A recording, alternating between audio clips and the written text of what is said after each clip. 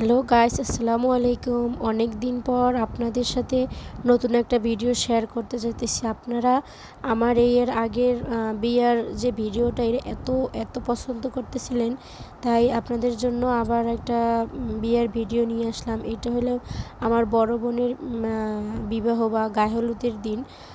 তো এটা অনেক দিন আগের একটা ভিডিও, 4 থেকে 5 মাস আগের একটা ভিডিও। তো আমাদের গ্রামে কিভাবে গায়ে হলুদ হয় ওইটা আমি আপনাদের কাছে শেয়ার করলাম। আমার বোনের গায়ে হলুদের মানে ভিডিও এটা। এই যে ওকে সম্পূর্ণ কাঁচা হলুদ দিয়ে কাঁচা ফুল দিয়ে সাজানো হয়েছে। আর আমাদের গ্রামে এরকমই মানে গিলা, তারপর আদা না, তো এটা কি জানি বলে, গিলা হলুদ, কাঁচা হলুদ, তারপরে হচ্ছে মেহেন্দি পাতা, এইগুলা দিয়া তারপরে গায়ে হলুদ করা হয়।